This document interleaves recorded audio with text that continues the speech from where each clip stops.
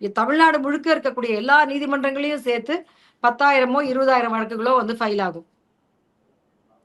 10%னா எவ்வளோ? 1,00,000 வழக்கு ஃபைல் ஆகணும் டிவோர்ஸுக்கு மட்டும். அப்படி ஆகுதுல்ல. நீங்க ஏதோ ஒரு இடத்துல நம்ம வந்து அதுக்கு ஒரு கணக்கு பார்த்து தான் ஆகணும்.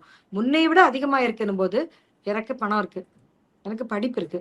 எனக்கு வேலை இருக்கு.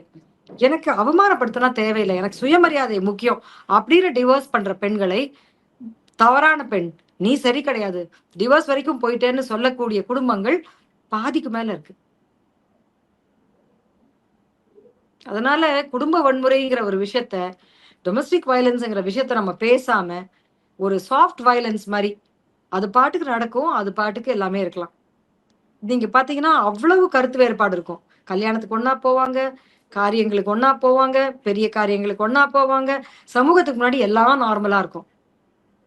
ஆனா, இவங்களுக்குள்ள இருக்கக்கூடிய விஷயங்கள பேசாம இருக்கிறதுங்கிறது தான் நியாயமானதுங்கிற ஒரு ஒரு எழுதப்படாத சட்டமும், ஒரு விதியும் எல்லா பெண்கள் மத்தியிலயும் கூட இருக்கு. பல ஒரு பெரிய சாரர் பெண்கள் என்ன சொல்றாங்கன்னா, "ஏன் இத பேசல? ஏன் ஃப்ரெண்ட்ஸ் கிட்ட கூட சொல்லல? ஏன் நீங்க பகிர்ந்துக்கல? ஏன் இவ்ளோ நாள் கடந்து, இவ்ளோ மனநிலை இவ்ளோ மோசமா நீங்க பாதிக்கப்பட்டு நீங்க வரீங்கன்னு" நான் கேட்கும் பொழுது, என்ன சொல்றாங்கன்னா, "அப்படி சொன்னா, நான் பாதிப்புக்குள்ளான பெண் அப்படின்னா, என்னை யார் வேணாலும் முறை தவறி நடத்தக்கூடும். அப்ப பாதுகாப்பு என்பது குடும்பம்." அப்படிங்கிறது தான் பெரிய நம்பிக்கை. குடும்பத்துக்குள்ள தான் வயலன்ஸ் நடக்குதுங்கிற ஒரு உண்மையை மறைத்து தான், குடும்பம் தான் பாதுகாப்புன்னு சொல்றாங்க. அப்ப 4 சுவருக்குள்ள நடக்கக்கூடிய வயலன்ஸ பேசாம இருந்தா தான், 4 சுவருக்கு வெளிய இருக்கக்கூடிய சமூகத்துல இருக்க வயலன்ஸ காப்பாத்திக்க முடியும்.